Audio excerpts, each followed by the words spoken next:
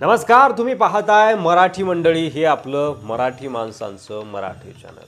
माझं पोट दुखतंय, माझं डोकं दुखतंय, मला स्लीप ॲपनिया नावाचा आजार आहे, माझ्यासोबत 24 तास एक सहकारी ठेवा, अशा आशयाचे हे वक्तव्य असावेत वाल्मिक कराड यांचे। डोक्याला बांधलेला पांढरा रुमाल, पांढरी वाढलेली दाढी, खोल गेलेले डोळे आणि डोळ्यांभोवती डार्क सर्कल सांगत होते की वाल्मिक कराडला झोप लागत नाहीये। पण आता जेलमधून बाहेर येऊन थोडा मोकळा श्वास वाल्मिकांना कराड यांना मिळणार आहे। बेकसूर व्यक्तीला शिक्षा होऊ नये आणि आरोपीला माफी मिळू नये ही सगळ्यांची इच्छा असते, मात्र ज्याच्या घरचा करता पुरुष दगावतो खरी वेदना ही त्यांनाच माहिती असते।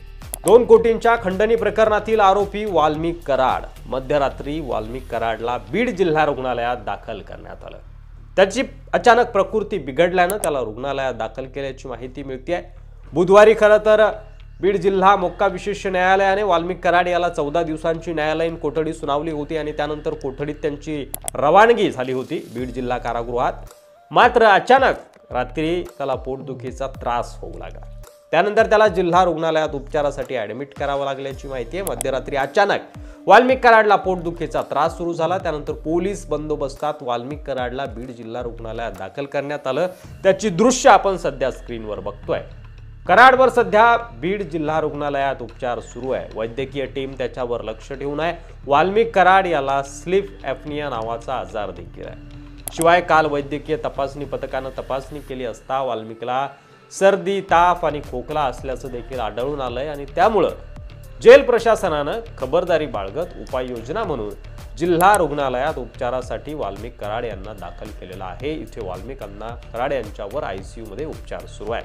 वाल्मिक कराड हे बीडचे सरपंच संतोष देशमुख यांच्या हत्या प्रकरणात संशयित आरोपी आहेत आणि खंडणी प्रकरणातील देखील ते आरोपी आहेत। त्याला 14 दिवसांची न्यायालयीन कोठडी सुनावण्यात आली होती। खंडणी आणि मकोका अंतर्गत त्यांच्यावर गुन्हा दाखल आहे, त्यामुळे त्यांना 180 दिवस जामीन मिळणार नाही। वाल्मिक कराड, सुदर्शन घुले आणि प्रतीक घुले यांनी आवादा कंपनीकडे खंडणी मागितली होती। त्यांची CCTV फुटेजही समोर आलं होतं।